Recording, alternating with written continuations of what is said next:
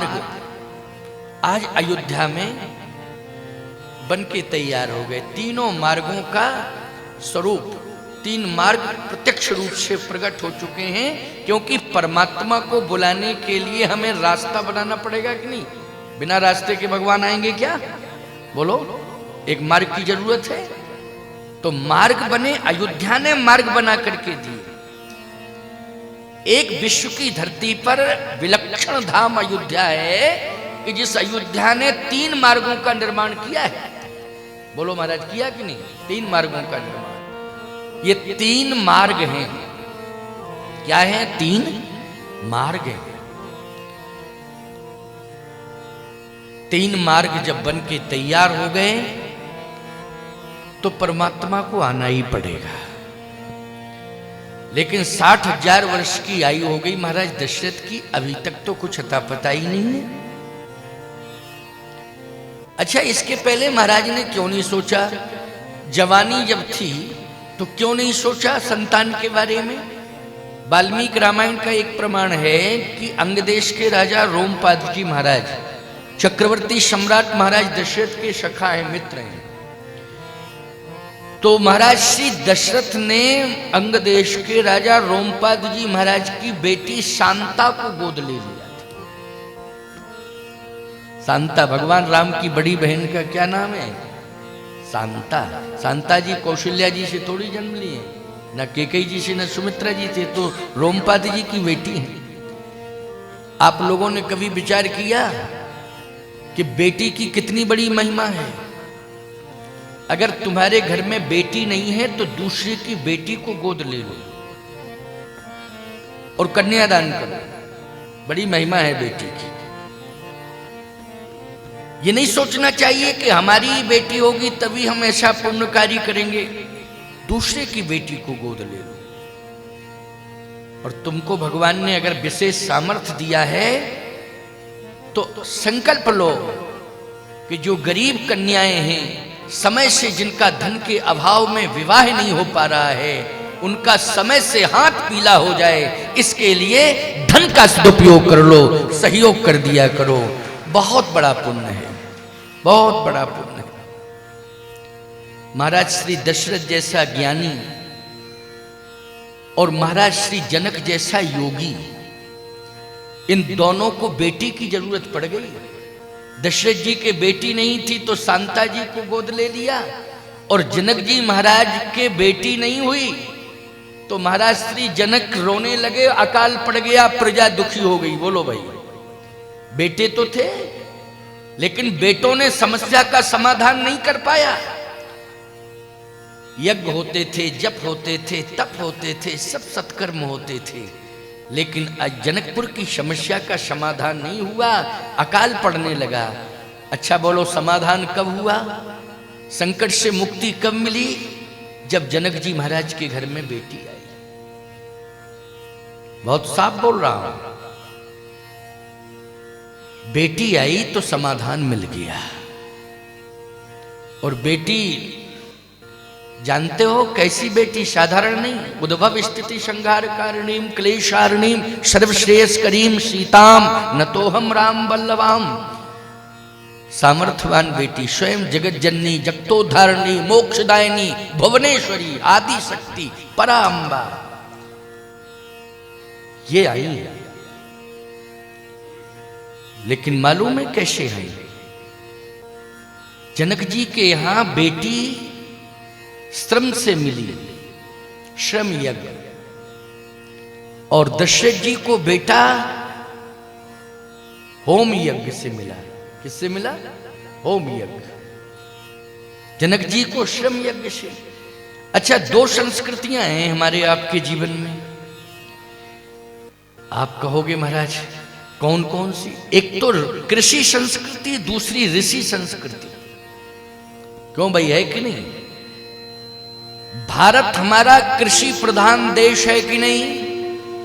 है। लेकिन भारत केवल कृषि प्रधान देश ही नहीं है, भारत हमारा ऋषि प्रधान देश भी है। कृषि और ऋषि, ये दोनों संस्कृतियों का समन्वय है, भारत की विशेषता है। अन्य देशों में कृषि तो मिलेगी लेकिन ऋषि नहीं मिलेंगे।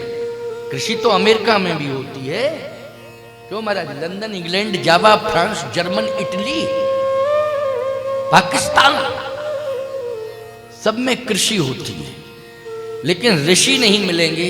अच्छा, मिलेंगे भी अन्य देशों में ऋषि तो भारत से ही गए हो। क्यों गए महाराज की दिन? कहां से गए? भारत से ही गए। वहां नहीं पाए जाते हैं ऋषि, ऋषि संस्कृति ही नहीं है। लेकिन भारत ऋषि संस्कृति और कृषि संस्कृति, कृषि संस्कृति की प्रतीकमान मूर्ति भगवती सीता है और ऋषि संस्कृति के प्रतीकमान मूर्ति भगवान राम है। इसलिए सीता राम, सीता राम, सीता राम, ऋषि संस्कृति। सीता जी किससे प्रकट हुई हैं? भूमि से प्रकट हुई हैं। भगवान राम किससे प्रकट हुए हैं? यज्ञ से प्रकट हुए हैं। यज्ञ का संबंध ऋषि संस्कृति से है और भूमि का संबंध कृषि संस्कृति से है। श्रम, इसका मतलब क्या है? शिक्षा और श्रम। देख लो, शिक्षा और श्रम। हमारे यहां आज शिक्षा की क्रांति चल रही है, लेकिन श्रम का अभाव हो गया। एक समय था कि श्रम का प्रभाव दिखाई देता था, लेकिन शिक्षा का अभाव दिखाई देता था। और आज शिक्षा का प्रभाव दिखाई दे रहा है, लेकिन श्रम का अभाव दिखाई दे रहा है। बोलो, संतुलन दोनों तरफ से बिगड़ा कि नहीं बिगड़ा? संतुलन दोनों तरफ से बिगड़ा है। जब श्रम का प्रभाव था, शिक्षा का अभाव था, तब भी संतुलन बिगड़ा था। और आज शिक्षा का प्रभाव है, श्रम का अभाव है, संतुलन बिगड़ा है। श्रम और शिक्षा दोनों का समन्वय होना चाहिए। राम कथा का मंच आपको प्रेरणा दे रहा है। शिक्षा और श्रम दोनों का प्रभाव होना चाहिए, दोनों का समन्वय होना चाहिए। जब एक साथ शिक्षा और श्रम दोनों जुड़ गए तो याद रखना, इस धरा पर सीताराम प्रकट हो गए। यह है शिक्षा और श्रम का प्रभाव। जब दोनों एक साथ आए तो सीताराम प्रकट हो गए। शिक्षा और श्रम, ऋषि संस्कृति और कृषि संस्कृति। महाराज दशरथ दुखी है, जनक जी भी दुखी है। दशरथ जी क्यों दुखी हैं? इसलिए कि मेरे बेटा नहीं है। और जनक जी क्यों दुखी हैं? बेटी नहीं है। एक बेटी से दुखी, एक बेटा, एक बेटा नहीं है, बेटी नहीं है। दशरथ जी को बेटी तो मिल गई, शांता, कोई भेद नहीं माना उन्होंने कि मित्र की है बेटी कि मेरी है। बेटी मानी बेटी, लेकिन बेटा नहीं है। इसलिए गोस्वामी जी कह रहे हैं, एक बार भूपति मन माही, एक बार भूपति मन माही, एक बार भूपति मन माही, एक बार भूपति मन माही।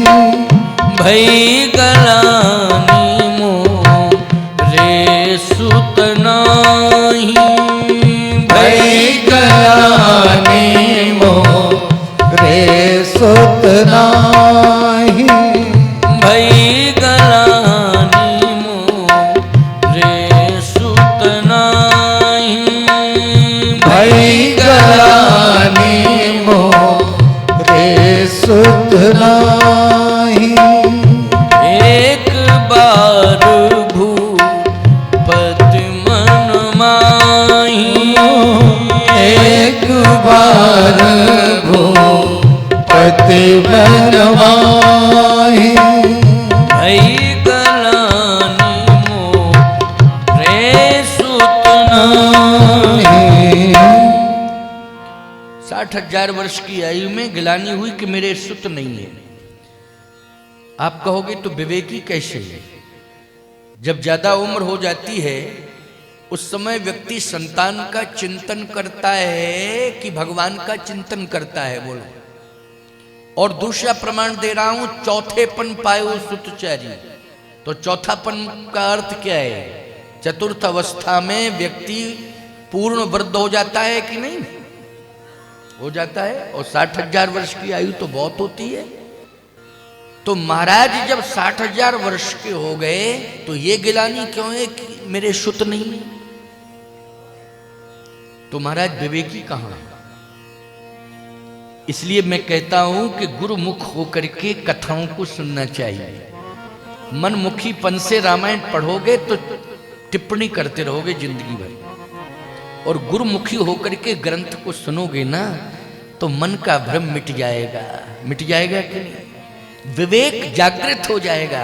विवेक तो है तुम्हारे पास, लेकिन सुषुप्ति अवस्था में, जागृत अवस्था में नहीं है। जागृत कब होता है विवेक? बोले बिन सत्संग विवेक न होई, राम कृपा बिन सुलभ न सोई। जब सत्संग में आ जाते हो तो विवेक जागृत हो जाता है। महाराज सुत के लिए चिंतित हैं ऐसा नहीं। महाराज का मन सद्भाव से युक्त है। महाराज का तन सत्कर्म में लगा हुआ है। बोलो, सेवा कर रहे हैं, सत्कर्म। महाराज अपने हाथ से क्या कर रहे हैं? बोलो, सत्कर्म कर रहे हैं कि नहीं कर रहे हैं? जितना भी कार्य चक्रवर्ती महाराज दशरथ के द्वारा हो रहा है वो सत्कर्म युक्त हो रहा है कि नहीं? उनके हाथों से सत्कर्म हो रहा है। अच्छा, उनका मन जो है किस में लगा है? सद्भाव में लगा है। बोलो, लगा है सद्भाव में कि नहीं? यही अर्थ है। इसलिए महाराज ने अपने जीवन काल में किसी पर आक्रमण नहीं किया, क्योंकि जो सद्भाव पैदा करने वाले लोग होते हैं वो कभी किसी पर आक्रमण नहीं करते हैं। अब बात समझ में आ गई कि नहीं आ गई? सद्भाव से युक्त महाराज का मन है। अच्छा, महाराज की बुद्धि सद्विचार से युक्त है। सद्विचार से युक्त है। बुद्धि में सद्विचार, मन में सद्भाव और तन से सत्कर्म। ये तीन विशेषताओं से युक्त महाराज का व्यक्तित्व है। महाराज के समान तीन काल त्रिभुवन जगमाही, भूरि भाग्य दशरथ सम नाही। दशरथ के समान कोई भाग्यवान नहीं है। आगे तो हम दशरथ जी के बारे में बहुत कुछ सुनाएंगे आपको। कथा का विस्तार जो होगा तो एक एक बात को लोग कैकेयी के चरित्र को न जाने किस तरह से प्रस्तुत करते हैं, और दशरथ जी और कैकेयी की वार्ता को इस तरह से प्रस्तुत कर देते हैं कि हम क्या बतावें। राम जी को मानने वाले लोग श्री राम के पिता पर क्या क्या नहीं टिप्पणियां करने लगते हैं। बोलो भाई, कि ऐसे थे वो, ऐसे थे वो, ऐसे थे। गलत व्याख्या करने वाले लोगों की बुद्धि भ्रमित होती है। इस प्रकार की महाराज दशरथ के समान कोई भाग्यवान नहीं। भूरि भाग्य दशरथ सम नाही। आज चक्रवर्ती सम्राट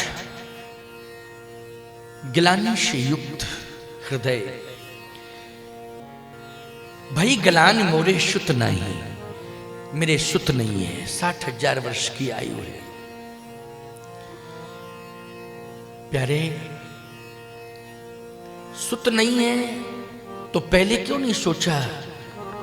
जब महाराज जवान थे तो सोचना चाहिए था कि सुत आना चाहिए। जवानी में संतान की इच्छा रहती है और बुढ़ापे में भगवान की इच्छा। महाराज दशरथ के मन में पुत्र की कहीं कोई इच्छा ही नहीं कि मेरे पुत्र हो। आप कहो फिर भई ग्लानि मोरे सुत नहीं। महाराज सत्य प्रेम, सत्य से प्रेम करते हैं। सत्यम परम धीमहि। किससे प्रेम करते हैं महाराज? सत्य से प्रेम करते हैं। और सत्य स्वरूप है परमात्मा। इसका मतलब है वो परमात्मा से प्रेम करते हैं। और याद रखना, परमात्मा सत्य है और परमात्मा की वाणी सत्य है। ये ग्रंथ क्या है? परमात्मा की वाणी है। तो ये ग्रंथ क्या है? बोलो भाई, ये सत्य है। ये सत्य का ग्रंथ है।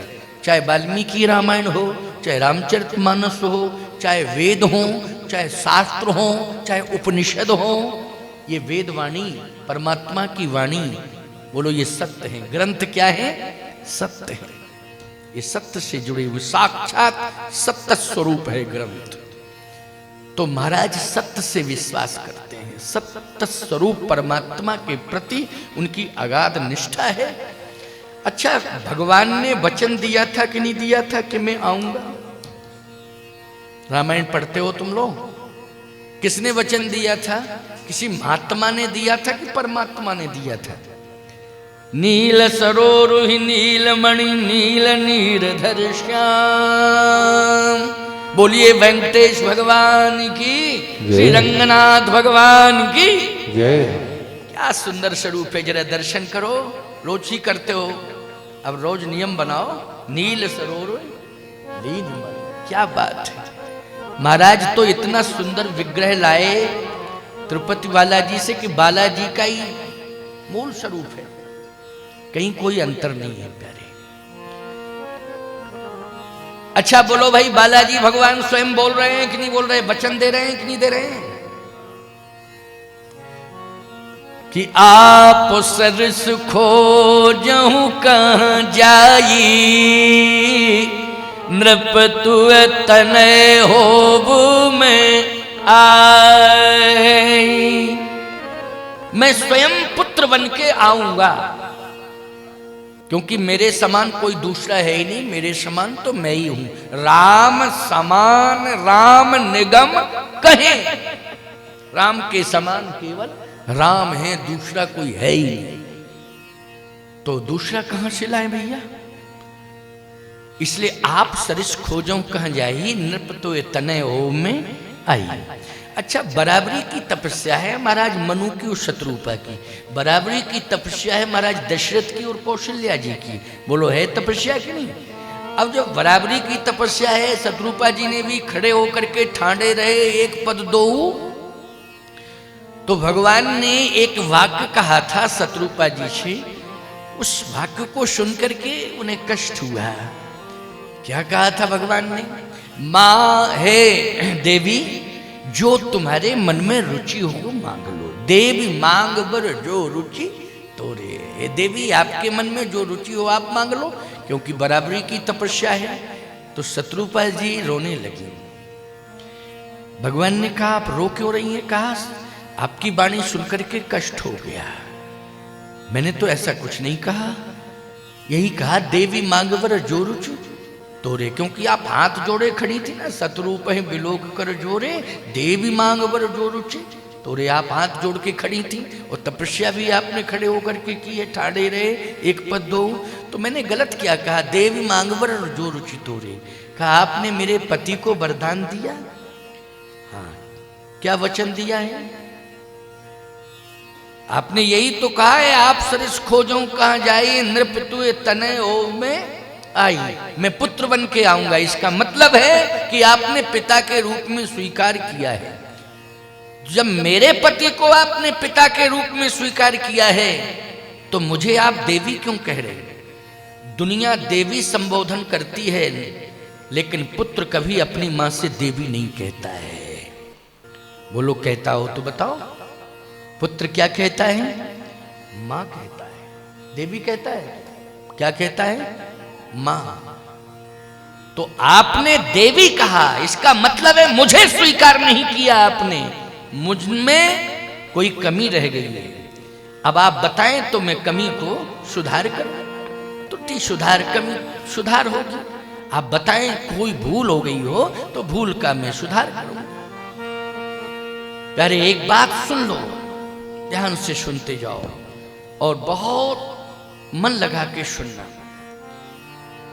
सतरूप ही बिलोक कर जो रे, देवी मांग बर जो रुचि तो रे। रूपा जी रोने लगी, कहा महाराज मैं बहुत दुखी हूं, क्योंकि आपने देवी कहा तो क्या कहूं, जब आप मेरे पति को पिता के रूप में स्वीकार कर रहे हैं तो मुझे देवी नहीं माता कहना पड़ेगा, तब मैं प्रसन्न हूं। भगवान ने कहा क्षमा मांग रहा हूं, अब मैं माता ही कहूंगा। मात विवेक अलौकिक तोरे कबहू न मिटे अनुग्रह। मात विवेक, माताओं आपकी बहुत बड़ी तपस्या है। आज नारी अपने को उपेक्षित मानती है क्या? नहीं नहीं, नारी जैसा सम्मान इस आर्यावर्त की भूमि पर किसी का नहीं है। लेकिन आपको इस मर्यादा का ध्यान रखना पड़ेगा कि सबसे ज्यादा श्रद्धा नारी जगत में यदि होती है तो आर्यावर्त की नारी के प्रति होती है। क्यों? इसलिए कि सबसे बड़ी साधना इस जगत में, सबसे बड़ी साधना यदि किसी देश की नारी करती है तो वो भारतवर्ष की नारी करती है। उससे बड़ी साधना करने वाली जगत में कोई नारी नहीं है। मैं सत्य कह रहा हूं आपसे, भारत की नारी, आर्यावर्त की नारी ने परमपिता परमात्मा को लालना बना करके पालने में झुला दिया। बोलो झुलाया कि नहीं झुलाया? चाहे तो कौशल्या जी का प्रमाण ले लो, चाहे सतियों में महासतियों में अनसुईया जी का प्रमाण ले लो। माता अनसुईया ने घाल दे पालना, तीन देव झूल रहे बन करके लालना। इसलिए एक बार नारी ने त्रिदेव को बनाया बाल, गोद ले प्रमोद से वो पालना झुलाती है। एक बार नारी पति के हेतु पुत्र के समेत वो बाजार बिक जाती है। कौन है वो? अयोध्या की महारानी तारा, हरिश्चंद्र की पत्नी। बोलो पति के कारण काशी के बाजार में रोहित जैसे बेटे को साथ लेकर के ईमानदारी से बताओ बिक गई कि नहीं बिक गई? किसके कारण? पति के कारण। पति के हेतु पुत्र के समेत वो बाजार में बिक जाती है। एक बार नारी यमराज की सभा बीच जाए, मृतक पति को वो जीवित करा लाती है। कौन है? सावित्री। कौन है? सावित्री। आज कोई अगर ये कहता है कि नारी का ये विकास है कि वो वैज्ञानिक बनकर के भूलोक से चंद्रलोक तक जाती है और चंद्रमा का पता लाके भूलोक में देती है, ये विकास साधारण सामान्य विकास है। अगर